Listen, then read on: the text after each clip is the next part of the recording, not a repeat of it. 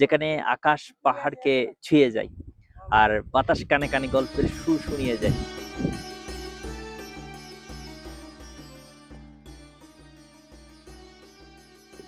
আসসালামু আলাইকুম ওরহমতুল্লাহি ওবরাকাতুহু। আমি এখন তাইফের সেই বিখ্যাত আশরিফা পাহাড়ের পথে। বাইরে তাকালেই মনে হচ্ছে প্রকৃতি আজ বড্ড বেশি উদার।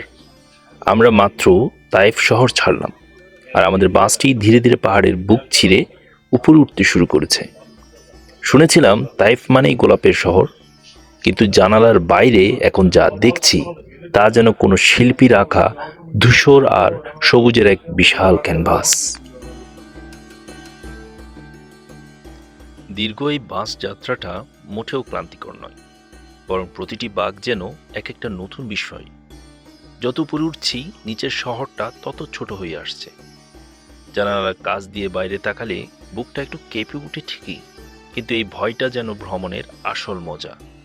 এই যে দেখছেন আঁকাবাঁকা পথগুলো, এগুলি আমাদের নিয়ে যাচ্ছে সমুদ্রপৃষ্ঠ থেকে প্রায় ২৫০০ মিটার উঁচুতে।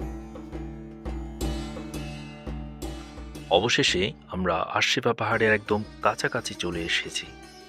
দেখুন জানালার বাইরে আবহাওয়াটা কেমন বদলে গেছে।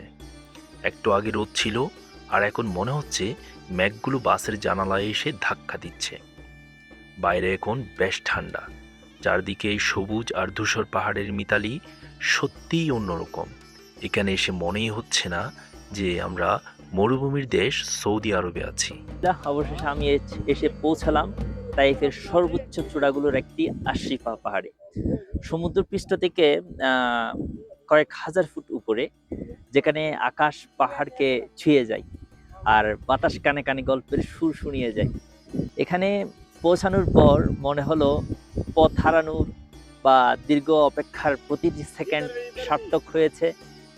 নিচে শহরে সেই তপ্ত রোদ নেই, এখানে আছে শুধু এক অদ্ভুত শীতল প্রশান্তি।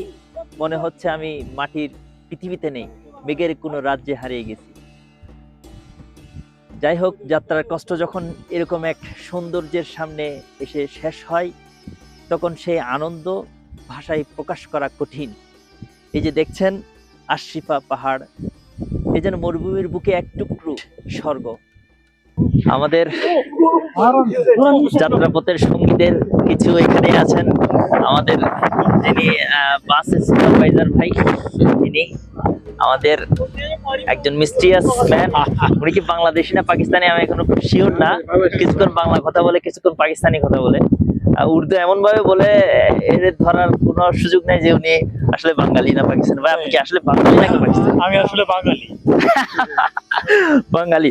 যাই হোক, আমার কিছু পাকিস্তানি ভাই আছে এখানে, তাদের সাথে আমার কিছু কথাবার্তা বলি।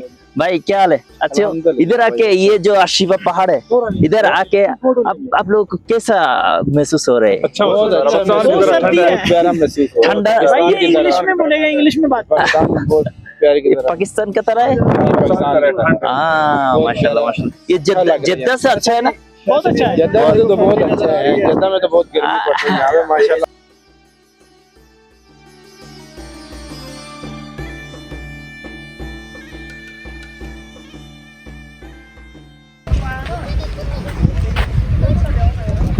তাই মানে শীতল, এত ঠান্ডা, এখানে হাতগুলা বেশি পরিমাণে জমাট, বরফের জমাট বেঁধে যাচ্ছে, এরকম অবস্থা। গরম করতে হবে, চা খেতে হবে। আমার দুই ভাইকে নিয়ে দেখি এখন চায়ের সন্ধানে বের হবো। চা কোথায় পাই দেখি। দুঃখিত, চা খাবো না, চা পান করবো। চা পান করার পর দেখি গায়ের মধ্যে হিট আসে কিনা।